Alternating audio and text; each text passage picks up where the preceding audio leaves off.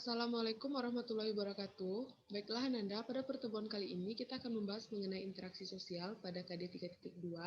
Ada dua indikator, jenis-jenis dan teori interaksi sosial. Yang pertama, jenis-jenis interaksi sosial. Jenis interaksi sosial ada tiga. Yang pertama, interaksi antara individu dengan individu, seperti adanya interaksi penjual dan pembeli di pasar. Yang kedua, interaksi antara individu dengan kelompok, seperti pada gambar adanya interaksi seorang ustadz di masjid. Yang ketiga, interaksi antara kelompok dengan kelompok, seperti adanya interaksi antara dua kelompok yang sedang diskusi. Teori interaksi sosial.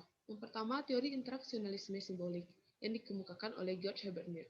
Dasar pemikirannya, interaksi sosial menggunakan simbol-simbol atau tanda-tanda seperti sesuatu yang nilai atau maknanya diberikan kepadanya oleh seseorang yang mempergunakannya. Contohnya seperti film Kebayan.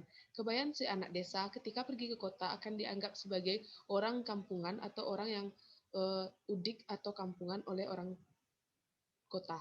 Tapi ketika Kebayan berada di desa, Kebayan akan lebih dihargai. Jadi tergantung bagaimana masyarakat setempat memaknainya. Yang kedua, teori tindakan sosial dari Max Weber. Dasar pemikirannya, seluruh perilaku manusia yang dilakukan dengan sadar ataupun tidak sadar untuk mencapai suatu tujuan. Menurut Max Weber, teori tindakan sosial ada empat. Yang pertama, tindakan rasional instrumental. Tindakan rasional instrumental ini merupakan suatu tindakan sosial yang dilakukan seseorang didasarkan atas pertimbangan dan pilihan sadar yang berhubungan dengan tujuan dari tindakan tersebut. Contohnya, seorang siswa sering terlambat ke sekolah dikarenakan tidak memiliki alat transportasi. Akhirnya, ia membeli sepeda motor agar ia datang ke sekolah lebih awal dan tidak terlambat lagi. Yang kedua, tindakan rasional berorientasi nilai. Tindakan rasional berorientasi nilai ini hanya merupakan pertimbangan dan perhitungan yang sadar dari orang yang melakukan interaksi. Contohnya, seorang mendahulukan orang yang lebih tua ketika antri sembako. Jadi tindakan ini telah dipertimbangkan terlebih dahulu karena mendahulukan nilai-nilai sosial. Yang ketiga, tindakan tradisional. Tindakan tradisional ini merupakan tindakan karena kebiasaan. Contohnya, adanya orang-orang yang selalu melakukan mudik pada saat Lebaran. Yang keempat, tindakan afektif atau tindakan yang dipengaruhi oleh emosi.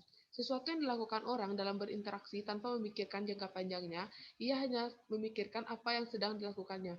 Misalnya, orang sedang emosi, dia melakukan suatu tindakan yang di luar dari kebiasaan yang dilakukan oleh masyarakat.